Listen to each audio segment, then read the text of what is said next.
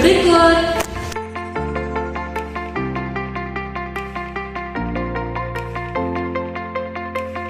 Assalamualaikum warahmatullahi wabarakatuh dan selamat pagi anak-anak. Perkenalkan, nama kakak Cindy Salwa Aulia dengan NIM A401211102. Jadi pada pertemuan kali ini kita akan membahas tentang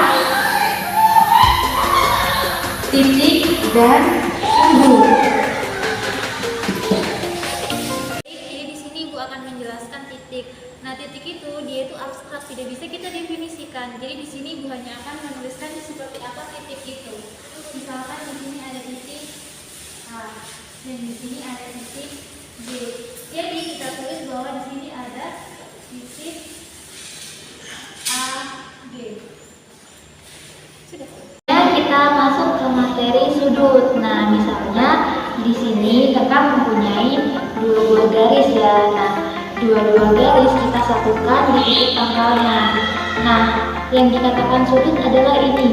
Ketika dua buah garis bertemu di titik pangkalnya. Kalian sudah paham kan yang namanya sudut? Misalkan kakak gambarkan satu buah garis bertemu dengan satu garis lagi. Nah, yang dikatakan sudut itu ya ini. Karena mereka bertemu di titik pangkalnya. Ketika masuk ke jenis sudut, di sini kakak akan menjelaskan bahwa satu lingkaran ini memiliki besar sudut 360 derajat. Nah, jika kertas lingkaran ini kita lipat menjadi dua, maka akan berbentuk setengah lingkaran.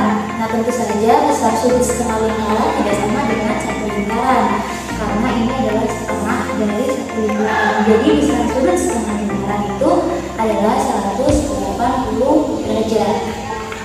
Kita masuk ke sudut yang sudut yang pertama, yaitu dua sudut yang kongruent. Dua sudut dapat dikatakan kongruent apabila dua sudut itu memiliki besar sudut yang sama. Misalnya di sini ada dua sudut ya, kita bandingkan. Nah, misalkan di sini memiliki dua sudut yang besarnya sama. Jadi kedua sudut ini dikatakan sudut yang kongruent. Nah, jika digambarkan maka akan seperti ini. Misalnya ada sudut A, B, C dengan sudut D, E, F. Kita tulis bahwa sudut A, B, C kongruent dengan sudut D, E, F.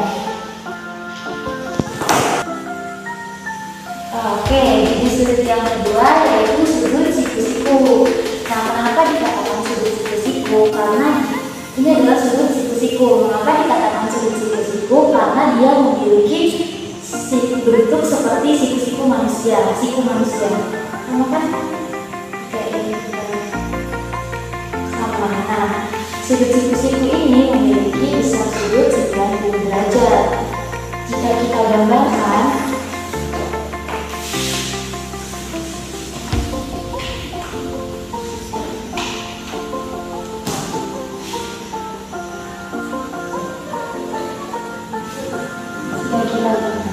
di sini akan membentuk sebuah siku-siku. Nah, besar sudut ini adalah 90 derajat.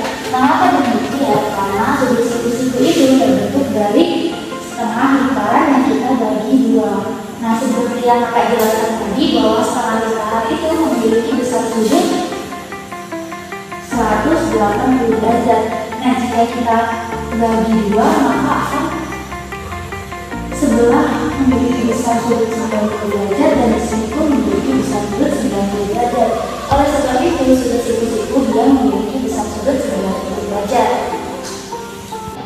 Oke, kita masuk ke jenis sudut yang ketiga. Nah, jenis sudut yang ketiga ini adalah sudut lancip.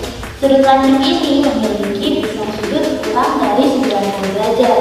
Nah, tadi kan kita sudah mengetahui bahwa sudut yang memiliki 90 derajat yaitu sudut siku-siku. Nah, apabila dia kurang dari 90 derajat, kita taruh seperti ini. Nah, jadi sudut lancip ini adalah ini. Dia kurang dari 90 derajat. Jika kita gambarkan, maka akan seperti ini.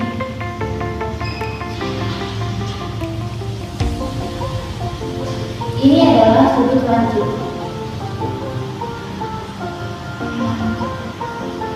Ini yang dua juga adalah sudut lancip.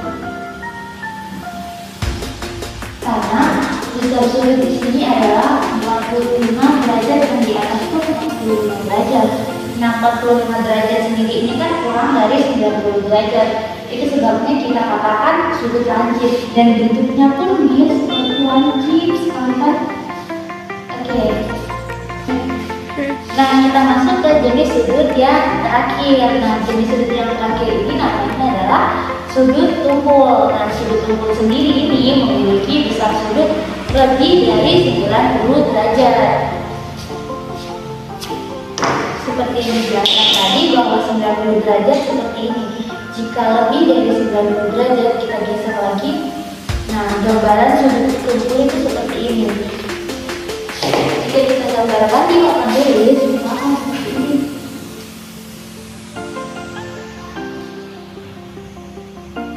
Ini adalah sudut tumpul. Mengapa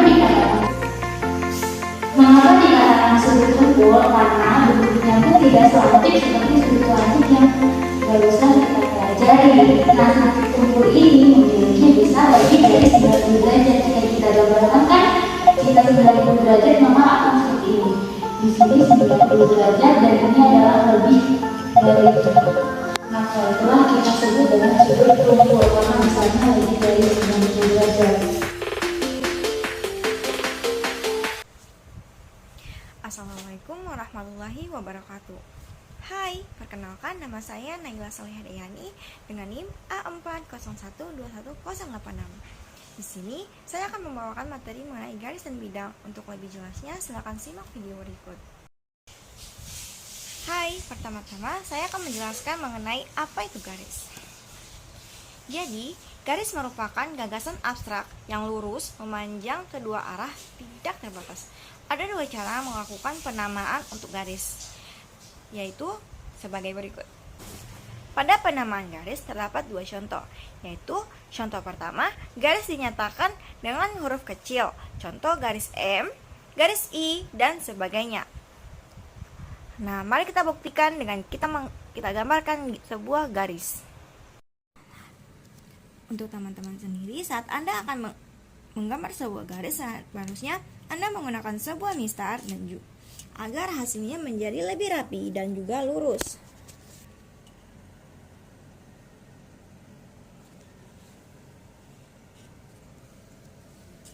Nah, jadi di sini saya sudah mempunyai sebuah garis.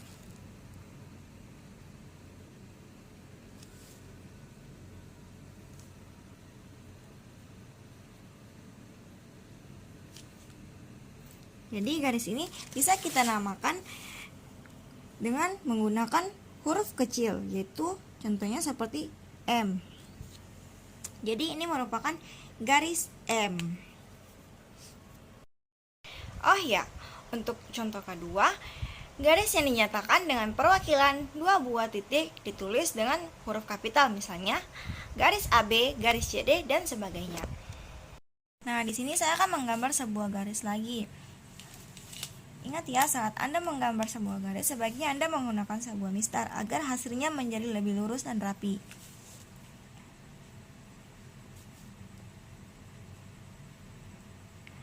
Nah, ini merupakan sebuah garis.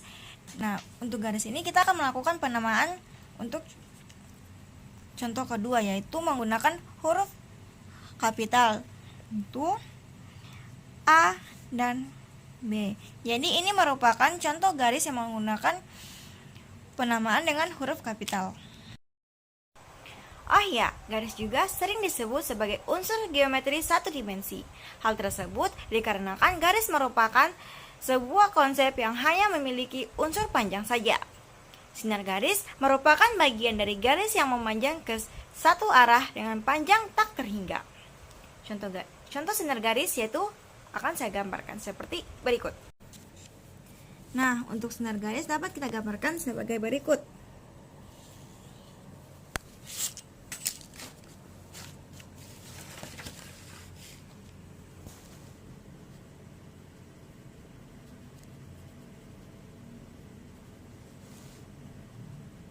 kita berikan titik di sini dan di sini. Dan kita namakan ini titik ini A dan B. Jadi, contoh sinar garis adalah seperti ini. Kemudian ada juga yang dinamakan dengan ruas garis. Ruas garis merupakan bagian dari dua garis yang dibatasi oleh dua titik pada ujung dan pangkalnya. Ruas garis dapat diukur panjangnya. Contoh ruas garis seperti berikut. Nah, untuk gambar ruas garis sendiri dapat kita gambarkan dengan membuat garis dulu. Terus pada ujung masing-masing garis kita berikan sebuah titik. Dan kita beri nama dengan titik A dan titik B. Jadi inilah yang dinamakan dengan ruas garis. Oh ya, dua garis G dan H dikatakan sejajar G dan H jika kedua garis tersebut tidak mempunyai titik sekutu atau titik potong seperti gambar berikut ini.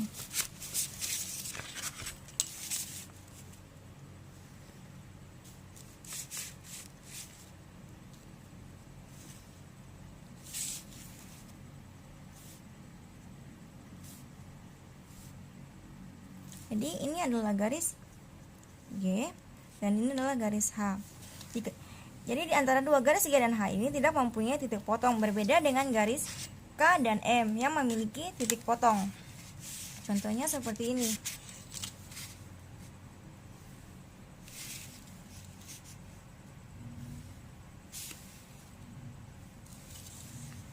Ini adalah garis K dan ini adalah garis M.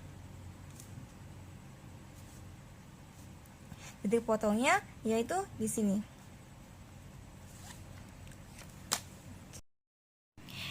Berikut ini merupakan salah satu contoh aksioma pada garis. Aksioma yang akan dicontohkan adalah aksioma tentang garis sejajar atau sering disebut aksioma kesejajaran. Melalui sebuah titik P di luar sebuah garis G, terdapat satu garis H yang sejajar dengan garis G. Contohnya seperti yang akan saya gariskan berikut ini.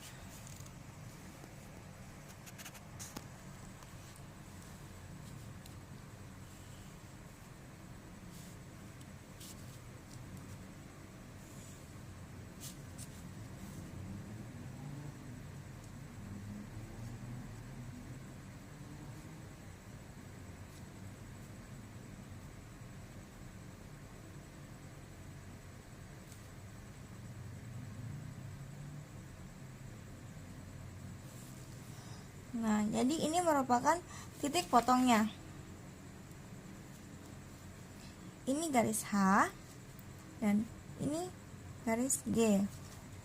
Titik potongnya berada di luar sebuah garis G, yaitu di sini. Kemudian saya akan menjelaskan mengenai bidang. Jadi, bidang merupakan sebuah gagasan abstrak sehingga bidang termasuk unsur yang tidak dapat didefinisikan. Bidang dapat diartikan sebagai permukaan yang rata, meluas ke segala arah dengan tidak terbatas, serta tidak memiliki ketebalan. Bidang termasuk ke dalam kategori bangun dua dimensi, karena memiliki panjang dan lebar atau alas dan tinggi. Bidang adalah himpunan titik-titik yang luas tak terhingga. Wakil bidang adalah bagian dari bidang yang memiliki ukuran panjang dan lebar. Contohnya seperti ini. Di sini saya memiliki sebuah bidang A, B, C, dan D. Nah, jadi ini merupakan bidang A, B, C, dan D. Nah, di sini saya mempunyai sebuah jaring-jaring kubus yang akan saya bentuk menjadi sebuah kubus.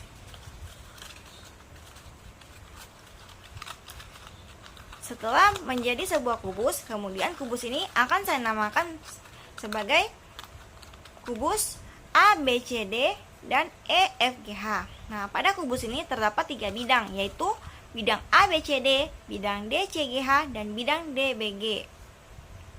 Nah, mari kita buktikan yang mana saja merupakan bidang A, B, C, D.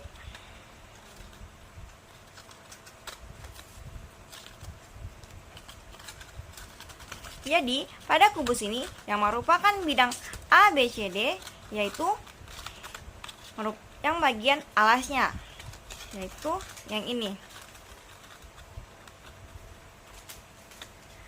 A, B, C, dan D. Sedangkan untuk bagian belakangnya yaitu bidang DCGH, yaitu ini D, C, G, dan H. Nah, untuk bidang BDG sendiri terdapat di dalam kubus, yaitu seperti ini. Karena ini merupakan titik G dan ini merupakan titik B dan ini merupakan titik D. Jadi ini merupakan bidang DBG. Jadi itulah video dari saya mengenai garis dan bidang. Jika ada salah kata mohon dimaafkan. Wassalamualaikum warahmatullahi wabarakatuh. Assalamualaikum warahmatullahi wabarakatuh. Perkenalkan, nama saya Nur Mutia dengan nomor standbook A401-21109. Di sini saya akan menjelaskan tentang bangun datar beraturan. Apa sih itu bangun datar beraturan? Jadi, bangun datar beraturan adalah bangun segi banyak yang setiap sisinya sama panjang dan setiap sudutnya sama besar. Bangun datar beraturan juga sering disebut poligon. Contohnya seperti persegi, segitiga sama sisi, segi 5 beraturan, segi 6 beraturan. Selanjutnya yaitu ciri-ciri bangun datar beraturan. Yang pertama yaitu setiap sisinya sama panjang, dan yang kedua yaitu setiap sudutnya sama besar. Contohnya pada bangun datar persegi. Bangun datar persegi termasuk dalam bangun datar beraturan karena setiap sisinya sama panjang dan setiap sudutnya sama besar. Misalnya panjang sisinya adalah 5 cm, otomatis panjang sisi lainnya pun 5 cm. Begitu juga dengan sudut.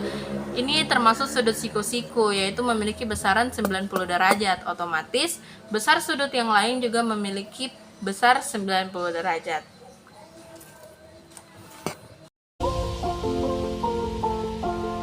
Assalamualaikum warahmatullahi wabarakatuh. Pada kesempatan kali ini saya akan membahas materi geometri mengenai bangun datar tidak beraturan. Nah, bangun datar tidak beraturan adalah bangun datar yang mempunyai segi, tapi beberapa sisinya memiliki sudut dan panjang yang tidak sama. Selain itu, bangun datar tidak beraturan mempunyai jumlah segi lebih dari 3, di mana ciri-ciri dari bangun datar tidak beraturan ini yaitu yang pertama mempunyai sisi yang tidak sama dan sudut-sudutnya pun tidak sama. Contohnya pada bangun datar jajaran genjang. Coba kita lihat pada bangun datar jajar genjang ini. Antara sisi ini dan sisi ini panjangnya tidak sama dan sudutnya pun tidak sama. Di sini lancip dan di sini tumpul. Sekarang kita lanjut ke sifat-sifat jajaran genjang. Yang pertama dari bangun jajar genjang yaitu memiliki 4 sisi yang berhadapan, sejajar, dan sama panjang. 4 sisi yang dimaksud, yang pertama adalah sisi AB, yang kedua sisi BC, yang ketiga sisi CD, dan yang keempat sisi DA. Kemudian dikatakan sisi yang berhadapan, sejajar, dan sama panjang. Kita perhatikan sisi yang berhadapan, yaitu sisi A. Sisi AB berhadapan dengan sisi DC. Kedua sisi AB dan DC ini berhadapan dan sama panjang. Kemudian sisi AD berhadapan dengan sisi BC. Sisi AD berhadapan dengan sisi BC. Kedua sisi ini sejajar dan panjangnya sama. Lanjut ke sifat yang kedua. Jajar genjang memiliki 4 sudut yang berhadapan sama besar. Yang pertama adalah sudut A, sudut B, sudut C, dan sudut D. Kemudian dikatakan di situ sudut yang berhadapan sama besar. Pada variabel A, jumlah sudutnya 65 derajat. Pada variabel B, jumlah sudutnya 115 derajat. Pada variabel C, 65 derajat. Dan pada variabel D, 115 derajat.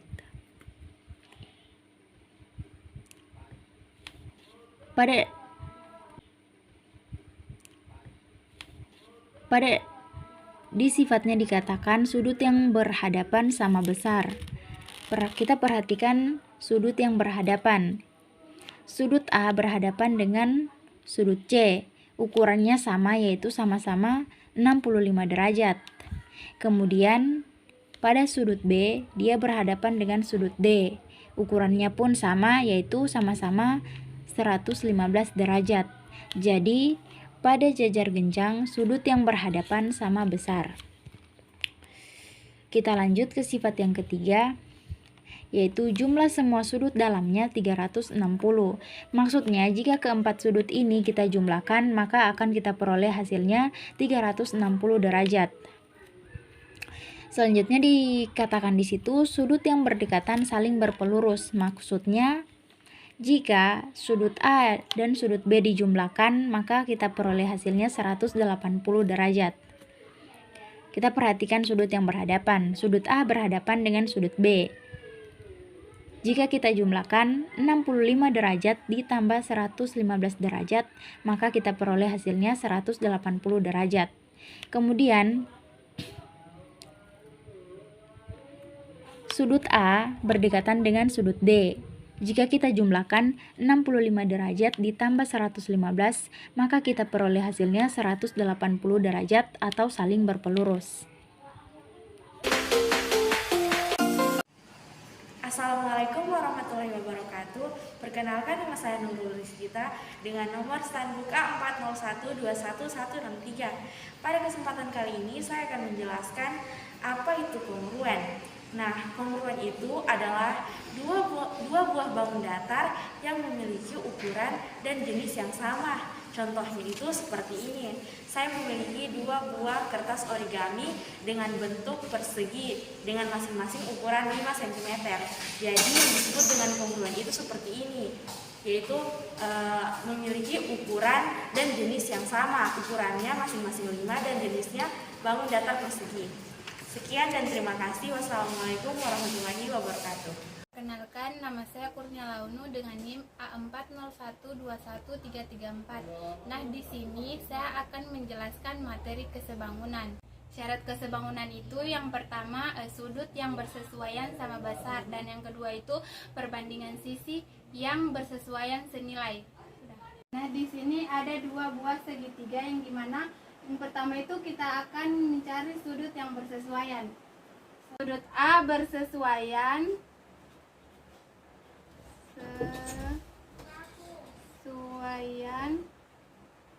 dengan sudut A aksen. Terus simbolnya sama, maka besarnya pasti sama juga. Nah, yang kedua itu sudut B bersesuaian dengan sudut B aksen. Sudut B bersesuaian dengan sudut B aksen. Yang ketiga, bagian C itu sudut C bersesuaian dengan sudut B C aksen. Karena semua sudut bersesuaian sama besar, maka syarat yang pertama ini. Nah, yang kedua dicari itu sisi bersesuaian, di mana AB berbanding dengan A aksen B aksen. AB berbanding A aksen B aksen sama dengan 6/6A. 6-nya dihilangkan jadi 1/A. Nah, yang kedua itu BC berbanding dengan B aksen C aksen. BC per B aksen C aksen sama dengan 4 per A, 4 per 4A, 4-nya dihilangkan sama dengan 1 per A. Terus yang ketiga C aksen. Terus yang ketiga itu CA berbanding C aksen A aksen sama dengan 5 per 5A, 5-nya dihilangkan sama dengan 1 per A. Ini kita lihat hasil perbandingannya sama semua sehingga bisa kita katakan kedua segitiga ini sebangun. Perkenalkan, nama saya Kevin Bintang Caniago dengan NIM A40121057. Pada kesempatan kali ini saya akan membawakan materi tentang simetri lipat. Simetri lipat adalah lipatan yang membuat sebuah bangun datar menjadi dua buah bagian yang sama besar. Di sini saya punya sebuah kertas karton berukuran 15 cm x 15. Jadi ini sebuah bangun datar persegi. Sebuah simetri lipat kita dapat ilustrasikan seperti ini. Jadi ini kita lipat menjadi dua buah bagian yang sama besar. Kalian bisa lihat sama besar ya. Kita dibuka. Jadi ini terhitung satu buah simetri lipat. Dalam sebuah persegi ini kita dapat membuat hingga 4 buah simetri lipat. Ini yang pertama. Kemudian yang kedua kita bisa lipat seperti ini. Sama besar ya. Nah, yang ketiga kita bisa lipat dia seperti ini. Sama besar ya.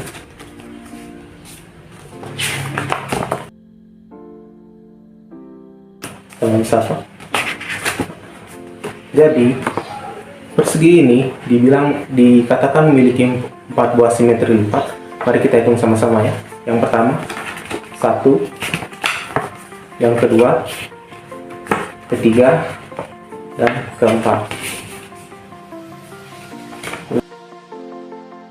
Kita punya trapesium sama kaki ya. Ini saya buat dari karton. Trapesium sama kaki hanya memiliki satu buah simetri lipat.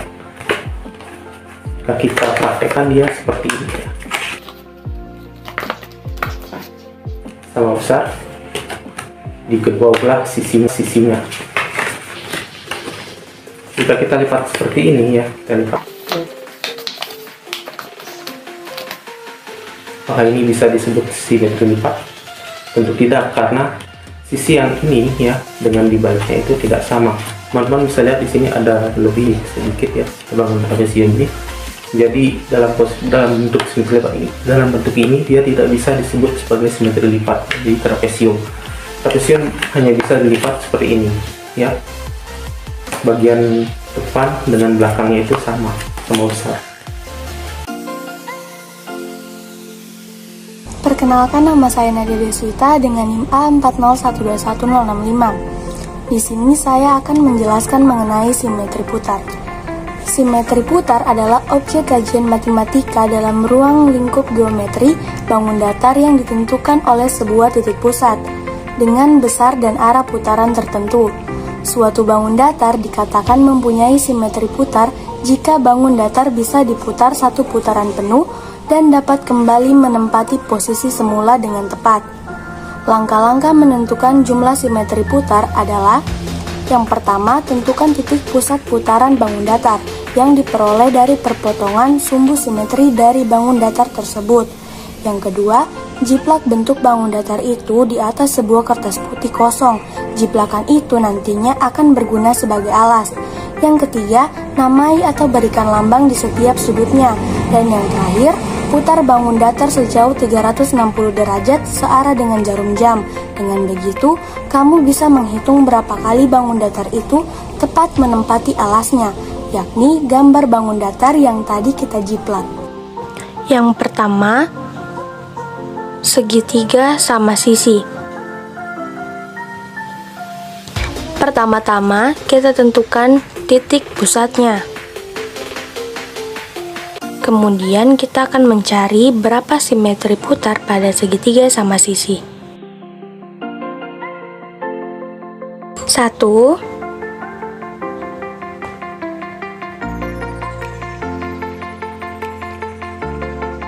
2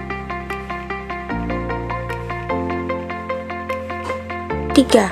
Jadi, simetri putar pada segitiga sama sisi ada 3. Selanjutnya, persegi.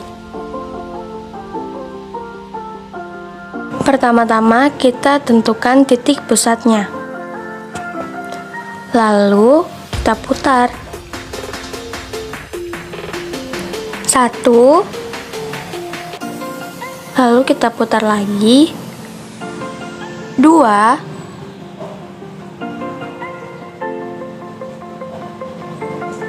3. Dan kembali ke posisi awal. Jadi persegi memiliki 4 simetri putar. Selanjutnya persegi panjang. Pertama kita tentukan titik pusatnya. Kemudian kita putar. Tidak memenuhi alas. 1. Tidak memenuhi alas.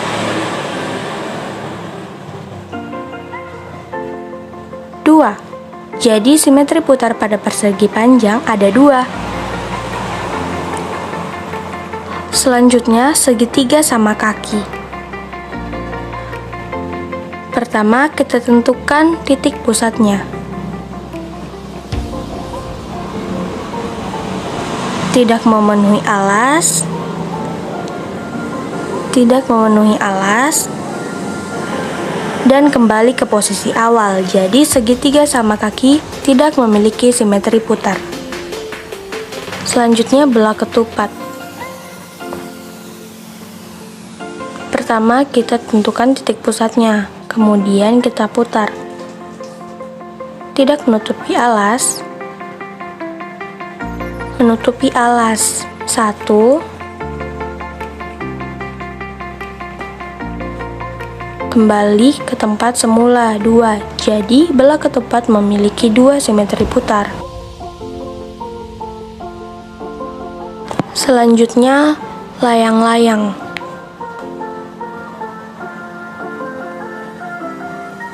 Pertama kita tentukan titik pusatnya. Lalu kita putar. Tidak memenuhi alas. Tidak memenuhi alas. Lalu kembali ke tempat semula. Jadi layang-layang tidak memiliki simetri putar. Selanjutnya trapesium. Pertama kita tentukan titik pusatnya. Lalu kita putar.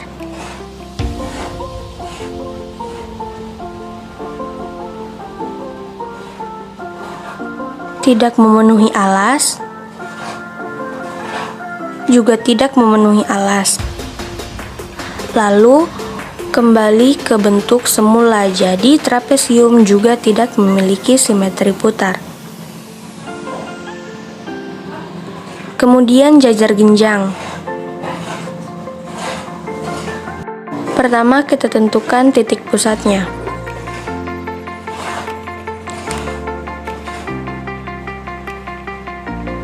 Tidak memenuhi alas. 1.